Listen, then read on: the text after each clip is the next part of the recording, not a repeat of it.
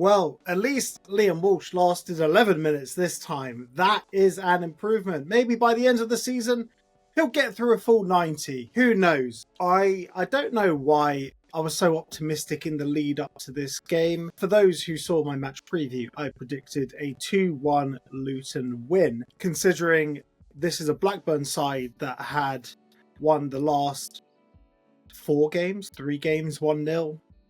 I didn't maybe I was being overly optimistic because I was enthused by the performance against Stoke. But hey, that's what support is. You've got to get carried away at some times, especially when there isn't that much to get carried away about. Leading up to this game, Luton Town were unchanged. And the reality is, on the back of a 3-game week, going unchanged again, regardless of whether we have the personnel in the squad or not, you're going to have some tired legs. And this is a well-drilled team and an informed team that we came up against in Blackburn Rovers. And you know what? I think up until the first goal, I think Luton Town did pretty well. Defended with organisation, something that we have certainly been lacking on the road. Certain moments for me that stand out, the ability to stand up and take a shot in the face. Enter Jacob Brown.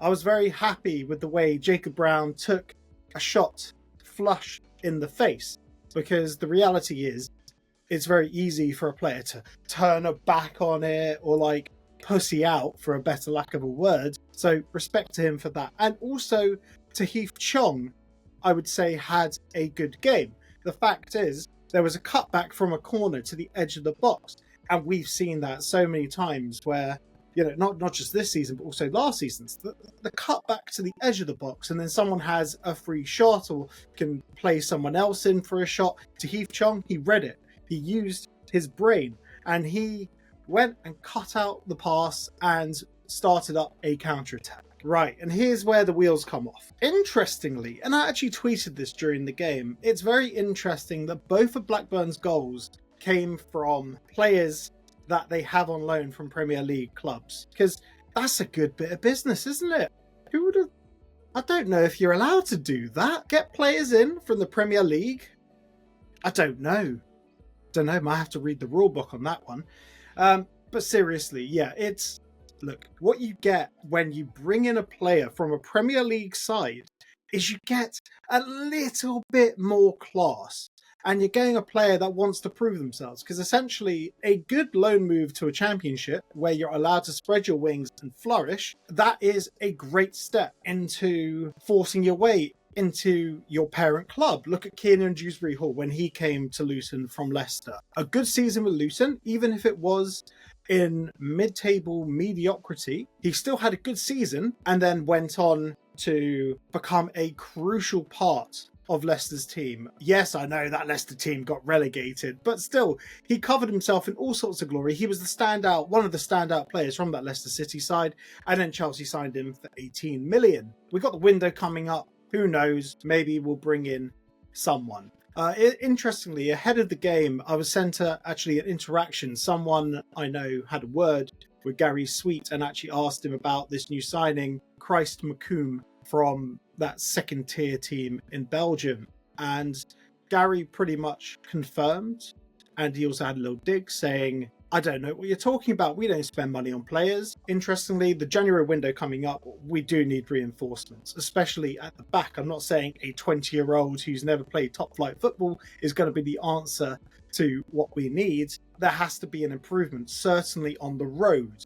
The home form is good. I think we're 7th or 8th in the table for home form now. Yes, all the performances might not have been the most convincing, but ultimately it is what it is, and it's the only thing keeping us out the drop zone right now. But going back to today, and most pressingly our away form. So today against Blackburn, that was our 7th game on the spin that we've lost away from home. And I'm not even going to try and calculate how many goals we've conceded, because I don't think I have enough fingers and toes for it, to be honest. But 7 games on the spin. Even in the Premier League, we didn't lose 7 games on the spin. I don't know why we're able to do it at home, but we can't do it away. It bamboozles me. It really does. Okay, back to the game. The subs. That was weird, right? And I think in the second half, we actually were playing well. We were definitely on top of the game. We're creating chances, but it's just in the final third where we struggle to turn those chances away. Morris had a good chance that he created for himself, where he sort of won the ball against Danny Bath, and then he swiveled and it just went wide of the post. Perhaps those are the small margins that where we need the break to happen, because with Blackburn today, they had some chances, they took those chances. But the first half, it was alarming because, as I said before, we were in it up until the first goal. And that first goal, to be honest, should we be doing better in and around our box? It's very easy for Gay to cut in. He breezes past his marker. I think it was Clark, but I'm not digging out Clark because I think, to be honest, Clark was probably the best of a bad bunch today. He breezes in. He squares it to Kozia Dewberry, who's on loan from Brighton. He steers it in. And that was a good finish. The second one, I think the defence have to kind of look at themselves a little bit more there, because it's too easy for, I think it was Ohashi, to get in round the back, send the ball in across. We got off lightly because Gay managed to completely fluff his lines, but the ball went straight to Beck. And then Beck slammed it in. The defence need to look at themselves on that one. But then after that,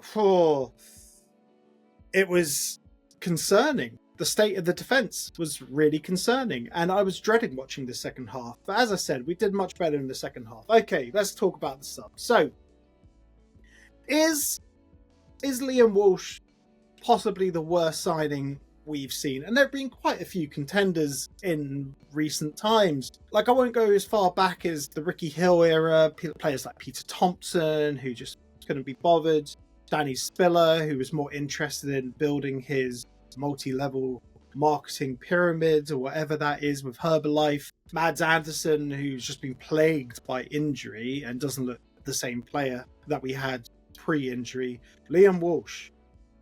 More red cards than starts. And I don't know what goes through his head. The sending off today, I don't know what possessed him to go in two-footed there. The player wasn't going anywhere. The player was breaking out of his own box.